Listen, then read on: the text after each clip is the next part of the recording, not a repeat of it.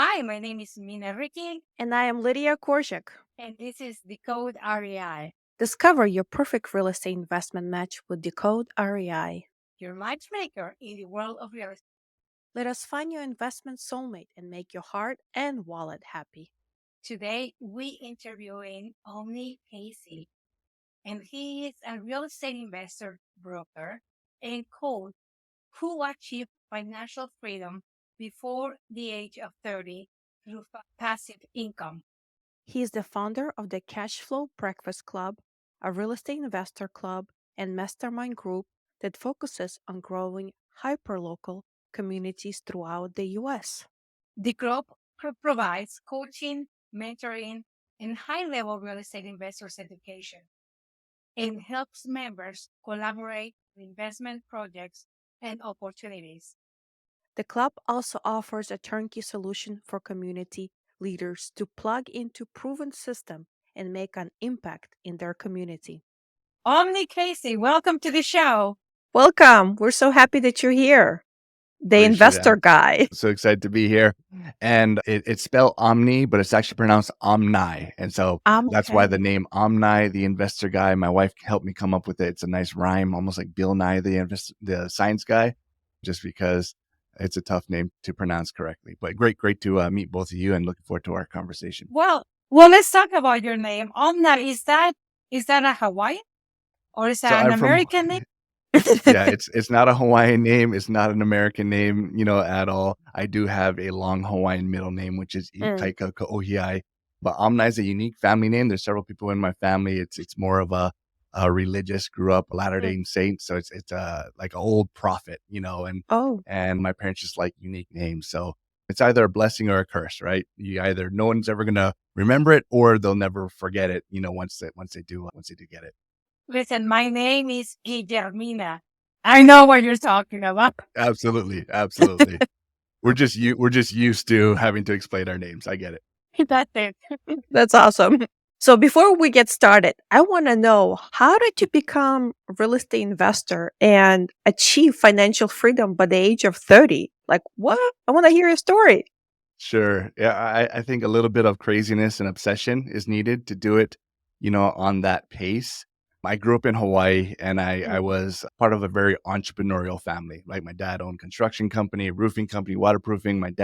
My mom had at-home businesses. We Mm. were actually homeschooled, up until high school. And so we kind of had this mindset different than everyone else. And I didn't know what I wanted to be when I grew up. I still don't know what I want to be when I grow up, but I knew I didn't want to just be like an employee, right? Mhm. I always knew I wanted to build things. I wanted to build businesses and be my own boss.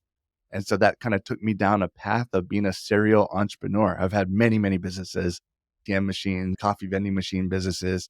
I used to fix and flip surfboards when I worked at a surf Mm. shop. If you ever go to Hawaii, buying a surfboard, chances I was one of the guys selling it to you, and buy old surfboards, fix it up, sell it at a profit.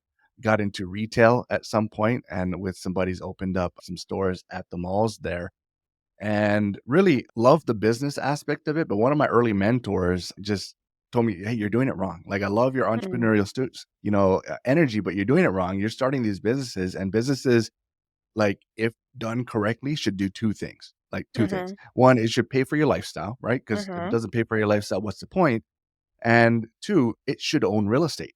And I had no concept of that at that point, right? I heard of Mhm. people owning real estate, but what do you mean businesses should own real estate? He shared the McDonald's story, which we've probably all heard, the founder of McDonald's talking to a bunch of grad students, "What's my business?" And, they're like, "Well, you're in the hamburger business." And he's like, "No, I'm in the real estate business," right? So you have this massive empire, hamburger empire, that's really built to own real estate. And so that kind of changed my mindset on a few things. Dug into real estate a little bit more, read the book Rich Dad Poor Dad, that we've Mhm. probably all read, and just that's a whole paradigm shift in of itself, and Yep. probably became a different person. The moment I read the book, I became a different person. My Mhm. mindset had to shed who I was, and then I just became obsessed with real estate, the business of real estate. I wasn't obsessed with financial freedom at the very beginning.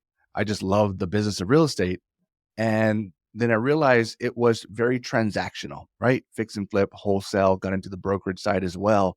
And I knew that one, at some point, I was going to get tired. At some point, Mhm. I get burnt out, right? And I just knew that was coming, and I needed passive income. I needed that approach, and I was lucky enough to find a mentor in the real estate space that was good at passive income, and just copied what he did and just said, I want to help you learn what you're doing, and I tried to be as much value to him as possible.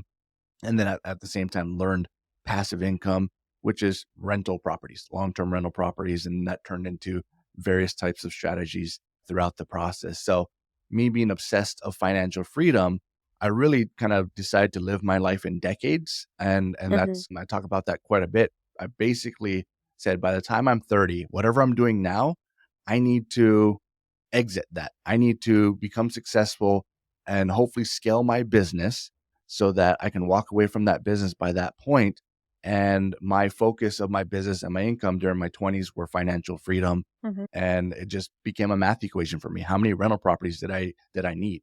My 30s became about generational wealth. I got married, I had some kids. Turns out there's more to life than just me. I didn't know Mhm. that. And that kind of became evident, and my 30s were a little bit different in terms of my mindset, the types of investing that I did. I just hit 40 last year and forced myself to retire, right? What I was doing, built another business. And I said, a business that I loved. I was a broker for the last 12 years, Mhm. built an office, amazing office of real estate agents that I was coaching, training, helping become investors. But I knew that at the end of the decade, I needed to like just retire myself off from whatever I was doing so that I can figure out what's next in life. So I did that and retired off, and now my main focus is the Cashflow Breakfast Club, the Mhm. book that I launched. But really, it's about this community that we think is really changing a lot of lives out there, and it's really based around real estate education and providing free real estate education to as many people as possible, so that they can go become financially free, so that they can figure out what they're going to do to go change the world or Mhm. make an impact in their community. Omni, I would like to kind of pick your brain a little bit more on the mindset because I think that's where things begin. It doesn't matter if you know about the business and you Mhm. know what to do in the business. If you don't take responsibility of your own life in your own hands and stop being a victim of whatever system you are in, whatever that is, it can be an education system, it can be a household system, it can be a gang system. It doesn't matter unless you become free in your own heart and in your own mind that you are taking responsibility for yourself. There is nothing you can do. All these words that you are talking, they are just, it's like you are just filled of oil and they just slip through Mhm. and they never make it all the way to your inner part. So let's think on that. And I think it starts with being homeschooled or being part of that tribe that is, because what we see is, and I'm just going to explore a little bit on this. What we see is schools were designed, and this is no secret, designed to train people to be employees, to follow orders, to follow rules. And you're coming through saying, well, let's think about that. Yeah, no, you're exactly right. I think I've been blessed with different mindsets. My parents obviously were my first mentors in life, and they weren't in real estate. We owned real estate, but they weren't real estate investors, but they had that entrepreneurial, that mindset. They just knew that what we were getting at schools wasn't exactly what they wanted. Mhm. And so being able to kind of cater our education to what our passions were and what our focuses were extremely helpful. Now it's tough because I talk about this quite often, the education system and what's lacking. We need employees. I need employees. I Yeah. run businesses and I need employees. And I think I've evolved recently to realize that for some people, it's perfect. For some people, who they are at their core, their comfort level, who they want to be in life, the school system and the normal process is perfect for them. I'm just weird. I'm unique. You're weird. It's not built for us, right? We're built to go own things and build things and want more, and we're just different personalities, and there's no right or wrong. I think everyone should be like me, but it turns out that I'm weird, right? So it's understanding where you are. I was having a conversation just today on one of my friends, Brandon Turner, the previous host of the podcast. He posted something. I was just with him in Maui last week. So he posted something about that. And then he gets like so many comments, so many fans, but a lot of like hate comments as well. And I typically ignore a lot of that. But someone was like he tries to give out information for financial freedom and like just here's what I did. Like take it or leave it, but like anyone can do this, right? And someone's like, well, that's not realistic, right? There's no way you can do that. I can't do that. And sometimes I chime in, and I was chiming in today. I was like, well, you know what? At some point, I thought it was impossible myself as well, right? It's all Mhm. about paradigm shift. I was a different person. I was a different person last year than I am today. I was definitely a different person 20 years ago. And I didn't think a lot of those things were real. So when we teach our investors, right, we Mhm. get them in a room once a month for 2 to 3 hours of just education and networking. Half of the education is not even real estate based. Although we're a real estate club, it is mindset, it is Mhm. motivation, it is all of that because I can teach you everything you need to know to become a multimillionaire in a year or two or whatever your goal is. But without the actual mindset, you'll never get there. Or if you get there, you're going to lose it all. Right. So it really does, get to how do we become a different person first of Mhm. who we want to become. And then that allows us to, bring in the success, not just through osmosis. We got to work for the success, but we need to become that person that's willing to receive that success before we actually get it. Just Mm. one quick comment, and Yeah. it takes a while. Takes time to become that newer person. It just taken me. I was like, but I understood it 3 years ago. I wanted to be that person 3 years ago. Why am I still working on it? I think is it, or am I just slow? No, it's not. It's an evolution process, and so I love like the Miracle Morning. There's a Yeah. book by Hal Elrod, a life changing book. It's all about setting up your morning with intention, right? Mhm. Getting in the zone, the flow. Part of the process is reading and journaling, right? So you have some personal space to reflect. And I'm not good at journaling, but I do it. I write in bullet points. That's how my mind thinks. I like here's what I did. Here's what I'm grateful for. And sometimes it's 3 bullet points, sometimes it's just 2 sentences, but it's amazing going back and just looking like 6 months ago, looking at a Mhm. year ago, my thoughts through those bullet points were different, Mhm. right? And I felt like I wasn't changing, but you are. Like, you're always changing. Every relationship you have, every person that comes into your life, every experience you have changes who you are, and so it's all about figuring out how do you intentionally be around the people that you want to Mhm. influence you? How do you intentionally want to have the experiences in life that will mold you in the right direction? We're all rivers of water flowing through the mountain, right? Mhm. And it's all about how do we can see where the water is flowing, but if we make this ravine this way or put up this dam this way, we could see where it's going to go. Can we put these dams in place and these ravines that will eventually make us go that way? And that's really what it comes down to is how intentional can you be? My goal is to, I don't know how to quantify this, but I say this all the time. I want to double who I am Mhm. every year.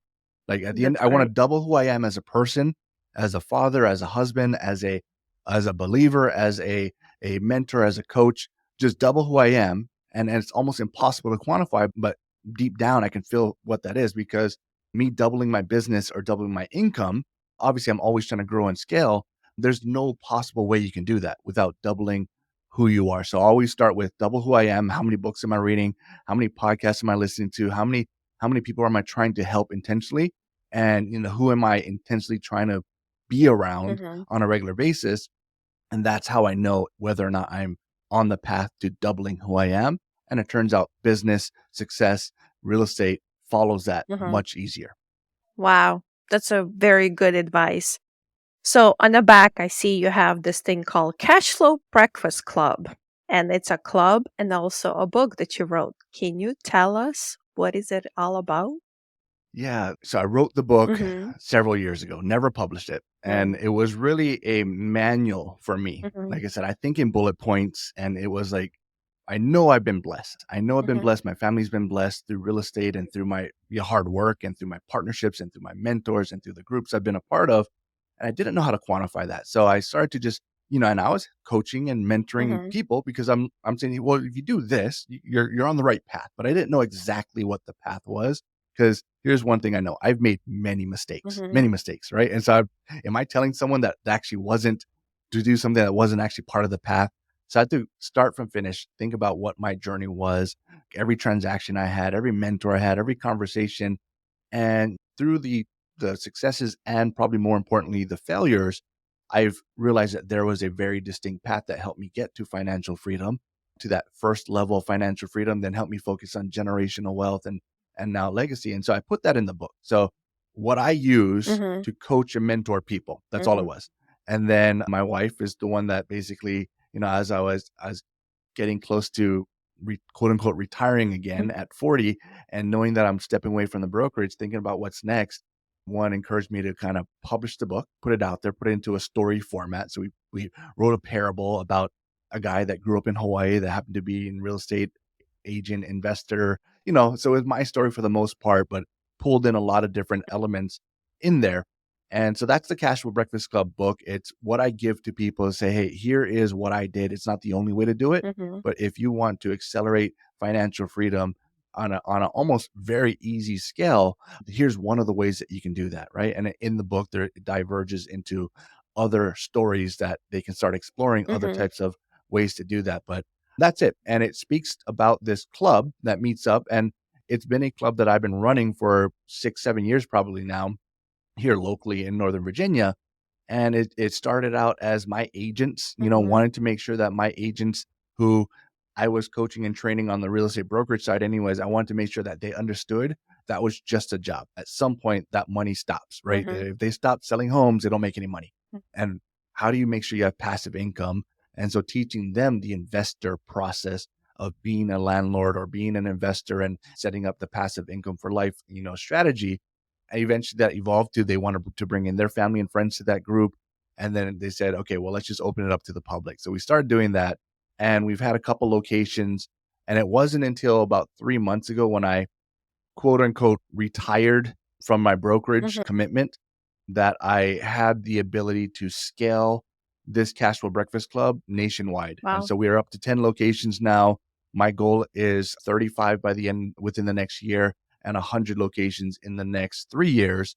And it's kind of like a franchise, but not really. So we're not charging anything for it. We're not trying to make money Mm-hmm. from this. I want to find rock star investors in their market Mm-hmm. that want to change lives, that they are on the path to financial freedom themselves. They have a mission to get there and they understand it's easier with a community. And so that's what I do. I coach and train rock star investors to build rock star communities called the Cashflow Breakfast Club. We give them the content every single week. We give them the structure. We give them the dynamic. Mm-hmm. You and I have a mutual connection.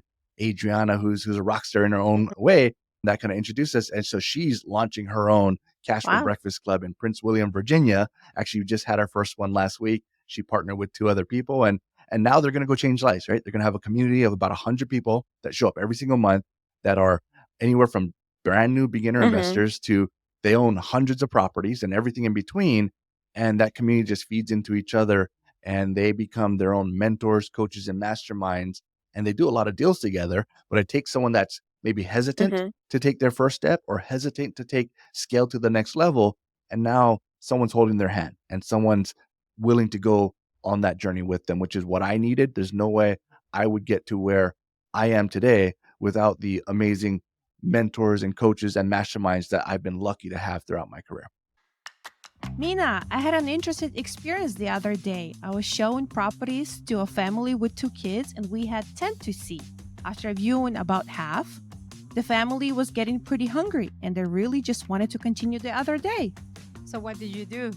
I went to my car and pulled out a bag of delicious Rickey Jerky. They loved it so much that we're able to continue our day without any issues. All the ingredients are 100% natural, plus every strip is seasoned, marinated, and smoked by hand to give you the best experience and slap you back into the gear. But I need to buy some more.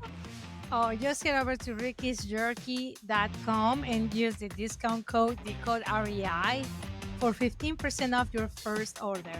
So whether you're a busy real estate agent or just looking for mouth-watering snack on the go, Rickey Jerky got you covered. Yes, and Adriana was so excited about it. Mhm. We are part of the Toastmaster Club in our community, and she was just like, I just need to make sure I'm speaking correct. And I'm like, you're doing fantastic, girlfriend. She's awesome. But so that's it, right? So you can be like you can have all this knowledge, but presenting is tough. Mhm. Like I'm an introvert. Like this is not natural for me. And my wife's an extreme introvert. So when we're at home, we're like, let's not talk to nobody. That's naturally what I feel. But I know I can't make an impact doing that. Mhm. I know I can't, right? I could probably continue to be an investor. I've done that as an introvert for most of my life, but I really can't. I have this calling to help more people. Mhm. And it conflicted with my natural comfort level of being an introvert. So I had to join Toastmasters. I had to read the books. I had Mhm. to practice, record myself, cringe, and do it again. And so that's really what it is, because you can have all the knowledge, you can have all the intention Mhm. you want. If you can't deliver the message correctly, it just falls, right? It Mhm. falls no matter how well intended you are. So I felt I owed it to myself, but I owed it to whoever I was going to try to impact and hopefully change their lives by becoming a better communicator and a better presenter. And it's a work in progress every time. The gift is in the giving. Mhm. Omni. Absolutely. If we can realize that by giving, there is a very special gift that we don't talk about in our daily conversations, which is when you are when you're helping somebody in a personal level or in a business level, all you're doing really, and this is the gift, what you're doing is making sure that whatever you're training them to do or whatever you're guiding them to do, you are, it's almost like a mirror. You're just saying that to yourself. And with that, you just keep yourself growing. And that's when the give is in the giving. And I'm sure you have been having tons of blessings since you put yourself out to just help people. You're 100% correct. And I get all the time, right? So people are like, oh, you're so grateful. You're changing lives. You're such a giver. And I feel guilty still Mhm. because it is so selfish what I'm like. I feel I get the most out of this. I do, right? I feel I'm so rewarded. Because of my introvert, because of how private we Mhm. were, we went most of our real estate career without sharing much, Mhm. without like, we didn't talk to family. We didn't talk to friends. We didn't do much. We just kind of did our thing. Mhm. And 15, 18 years later, you look up and you've reached a level of success, and people that should be alongside you are not. Mhm. And so I have this guilt. Like so much of what I do is based on guilt. I have so much guilt for not earlier Mhm. on bringing people along the path. I just felt like, who am I? Who Mhm. am I to help them? Right? I'm still learning it.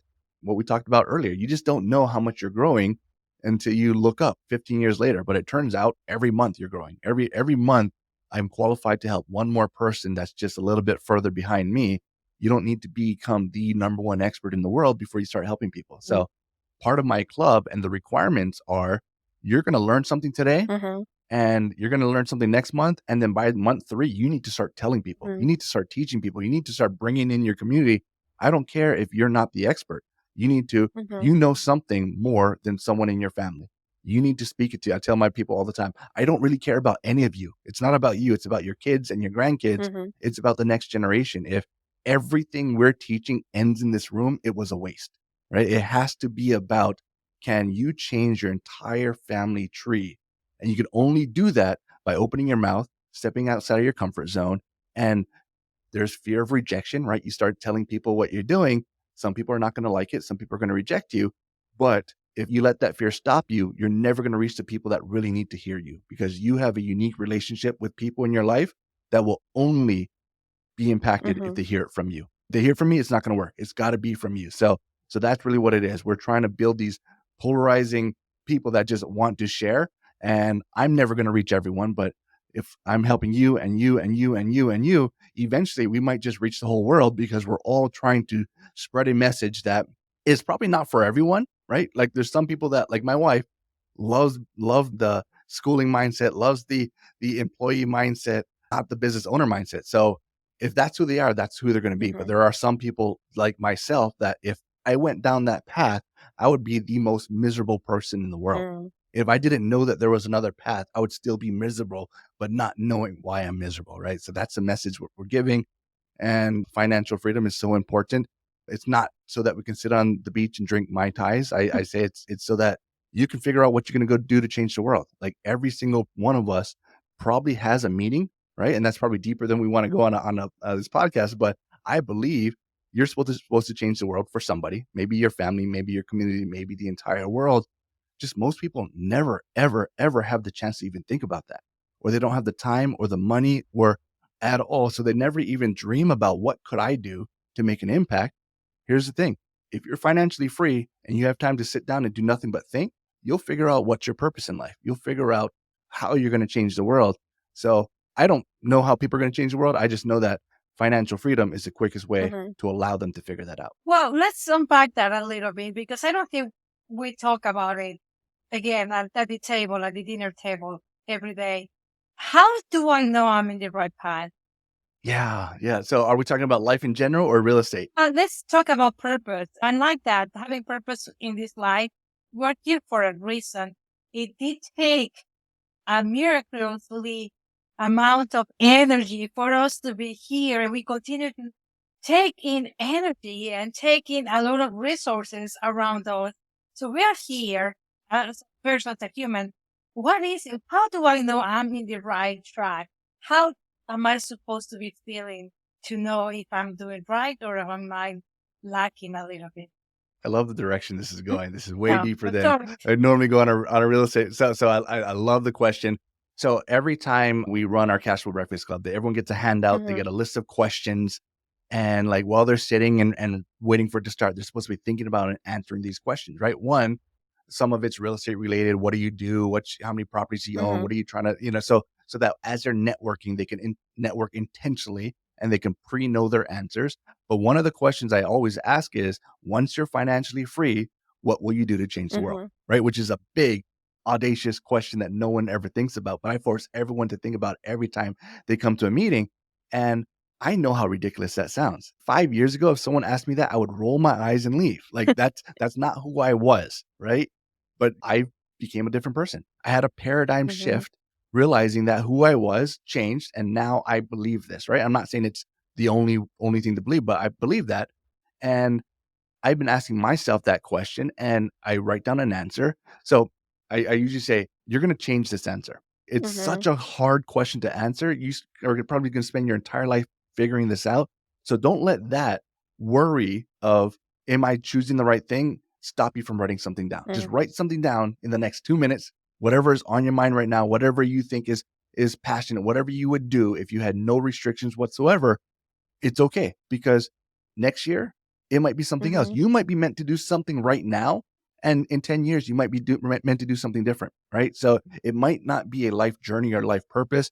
I believe us always trying to figure out what that is very important, right? I think we're probably at an elevated level if we can do nothing but think about that, because the more we think about that, the higher chance that it's going to come to fruition, right? You start telling your story of how you want to change the world in this aspect to a group of 50 to 100 people. Someone in that room is going to be like, well, I can help you with that. Why wait 10 years? Let's talk. And I've seen that happen in the room. Like, that is awesome. I have a very similar goal and vision. How do we work on this together? Right. And so the reality is, you enter the room never ever thinking about what you're meant to change the world. And now once a month, you have to think about it, and you change it all the time. So I think we're all starting small, and wherever you are in the moment, what's important to you, that what are you connecting with is your gift to the world. Most people just can't share their gift because you need money, you need time, you need money. We have life to take care of. And it's not until you have that financial freedom that you can separate and say, I can afford to spend time or money on this without getting paid, because it's my passion, but I think it's going to change the world, right? So there's no right answer, and I don't think there's a definite answer for anyone ever. Wow, definitely the purpose and know your why. What do you do?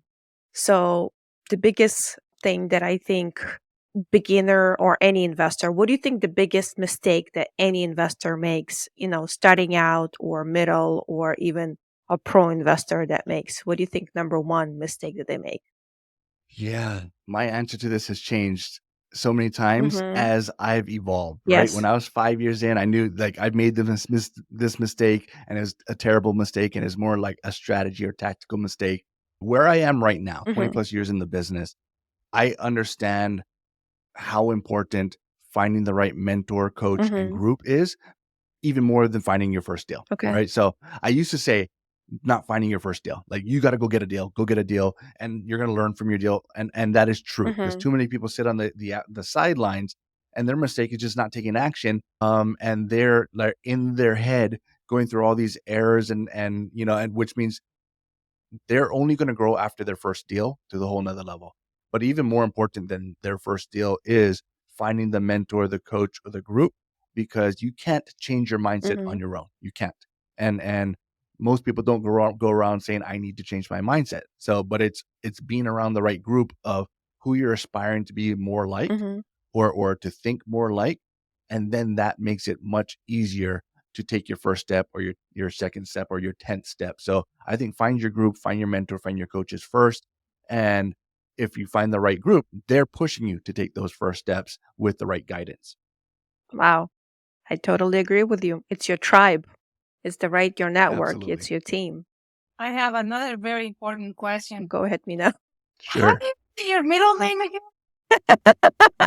So I have two middle names. So if her whole name is Omni Ikaika, which is a Ikaika. very common Hawaiian name, and then Kaohiai, which is a family Hawaiian name, and then last name is Casey. So Omni Ikaika Kaohiai Casey. I love it. So your middle name, especially the Hawaiian middle name, what does it mean? Because in Hawaii, everything means something. Everything does mean something. So it is a very common name. It's almost like John. Okay. But it does mean strong. Okay. It's strength. And Kaohiai is a family name. So it's derived from not caretaker, but someone that provides. So it's a family name that with connotations of providing. And I'm not an expert in the Hawaiian language by any means, but that's what I understand. I think you're living up to your name. You're strong and you're I providing appreciate to that. everybody, definitely, with everything that you're Thank you. doing and making all the changes. Thank you. Believe it or not, we have spent about 30 minutes chatting today. Mhm. We would love to hear about where can people find your book, the name of your book, where can they find a meetup near them if they are interested of becoming spearheads for your Cashflow Breakfast Club, around the country or even internationally. How can they get a hold of you? Yeah, I appreciate that. So Cashflow Breakfast Club is the name of the book. Mhm. And it's on Amazon. If you Google me, Omni the Investor Guy, you'll find various websites that you can find it on as well. But we all funnel it back to Amazon. The actual club itself is cashflowbreakfastclub.com. So cashflowbreakfastclub.com, it tells you where some of the locations are. It has a tab on there of, do you want to launch your own location? We have a minimum requirement, right? We want to partner with the right people that have the right intention, that have the right experience. You don't need to be a 20-year investor, but you need to be on your path and probably have the same vision, goal, and be what I call a crusader, right? It's not everyone's meant to lead something like this because it's a commitment, right? You're doing it for free. You're not making money doing this. It's not a job. You are an investor. You're making money as an investor. But I like to say I've made $0 running this for years, but I've actually made millions of dollars running this because as a leader of a community, you get all the deals. You get so many deals. You get so many partnerships. You get so many things that I would not have had access to that have taken my career to a whole nother level. So there is absolutely a reward for a leader to do this, but it has to be after you give. So we are 100% in a go-giver mentality, and all that's on that website there. It allows people to self-screen and say, nope, that's not me, or yes, that is me. But I'm excited to partner with usually 2 people at a time to open up a location. And it takes about a month to get one open, and we're ready to go. That's amazing. That's amazing. And yeah, I love it. Well, folks, there you have it. Thank you so much for your time and your kind wisdom, sharing wisdom from a perspective of somebody that just went through it. Are you first generation millionaire? That's a great question. I think I am, to be honest. So I think there's people in my family now that are okay and they're investing in real estate. But my guess is I was the first in my family to be a millionaire or multimillionaire. Did they call you crazy? You know what? It was all in my head because I moved away and I didn't share, and I had arguments in my head with so many people about the stupidity of what you're investing in, what you're doing, what. And so that insecurity kept me from talking about it more. Now, like most of my siblings, most of my friends, most of my family are obsessed about real estate now, and they come to me, and it's so rewarding to be able to help them. I bought properties with my parents. I bought properties with my siblings. There's 8 of us siblings altogether. My goal is to own properties with all of them and help them down that financial freedom path. But it wasn't until I really opened up and got over myself, my own securities, to, start talking about it, where they knew that they should come and talk to me if they have questions. That's my golden knock right there. Just, Like, they already are tired of me. So what does it mean if I tell them what to do with real estate? yeah. Sure. Absolutely. Thank No, you, no. Alana. Thank you. Thank you Thank for you. It was a coming pleasure. here. Thanks. Thank you for sharing all the knowledge that you have and especially changing the mindset. It all starts with that. And I'm sure we'll have other people who would want to hear more from you. So, people, if you have any questions, let us know so we can bring Omni again. Bye. Happy to do it Omni, anytime. sorry.